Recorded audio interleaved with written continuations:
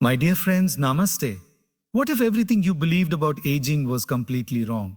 What if the most powerful years of your life aren't behind you but still unfolding right now? Somewhere between the ages of 65 and 80, there exist rare individuals who aren't just growing older. They are growing stronger, wiser, lighter, almost like fine wine. People look at them and whisper, "What is their secret?" Today I want to reveal something extraordinary. If you are between 65 and 80 and you can still do these things, then my friend, you are not ordinary. You are a rare gem. And not only that, you are positioning yourself to live a long, meaningful, possibly even a 100-year life. But understand this, it is not about luck, it is about choices. Small daily, invisible choices. I remember meeting a 74-year-old school teacher in a small town. He had officially retired 12 years ago. No job, no salary, no pressure. Yet every morning at 6 a.m., he would wake up, iron his clothes, and walk to a nearby park. One day, someone asked him, "Sir, why do you still follow a routine? You've already worked your whole life." He smiled gently and said, "I may have retired from my job, but I have not retired from my job, but I have not retired from life." Every morning, children from the neighborhood would gather around him under a tree. He would teach them basic math, tell stories, and sometimes just listen to their little problems. No fees, no recognition, just pure intention, just pure intention. Now here is the magic. He was among the healthiest people in that entire community. No major illnesses, sharp memory, bright eyes. Why? Because he had a reason to wake up. You see, many people believe purpose is something grand, building companies, achieving fame, doing something extraordinary. But purpose is not always loud. Sometimes it whispers, it says, show up for someone, it says, do something meaningful today. And when you listen to that whisper, your life gains direction. When people lose purpose after 60, they don't just lose activity, they lose energy. Days become repetitive. Time feels heavy.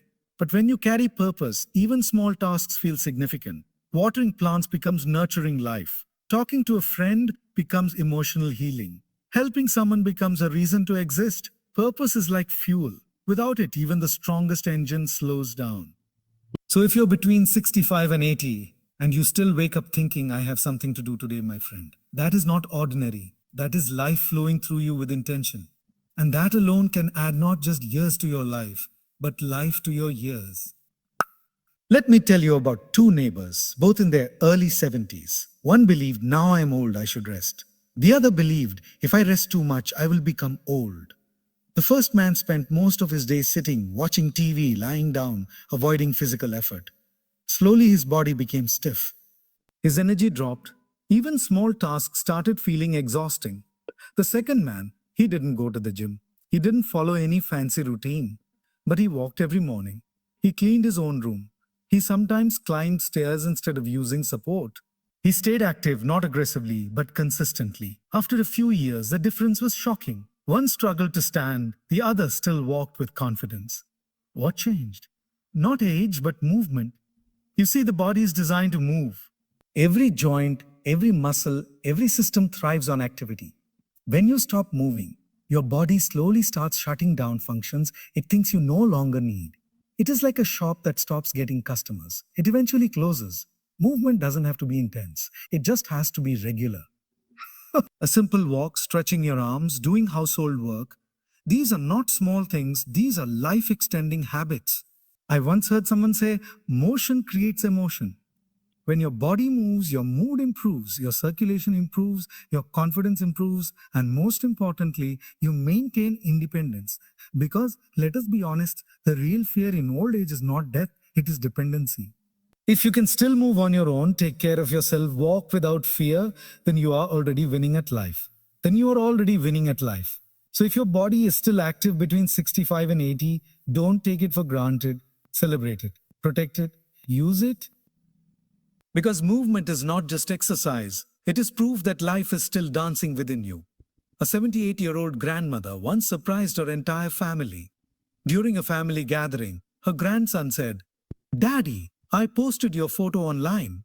She asked, "Online? Where exactly?" Instead of dismissing it, she said, "Teach me." Within months, she learned how to use her smartphone.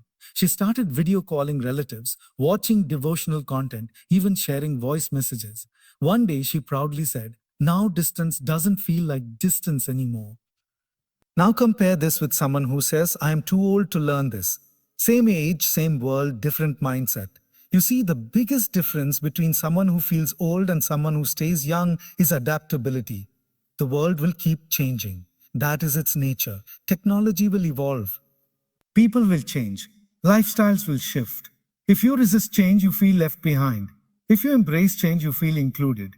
Adaptability is not about becoming modern. It is about staying relevant. When you learn something new, your brain forms new connections, or confidence increases. Your curiosity stays alive. And curiosity is the heartbeat of youth. A rigid mind says this is how things should be. An open mind says, let me understand how things are.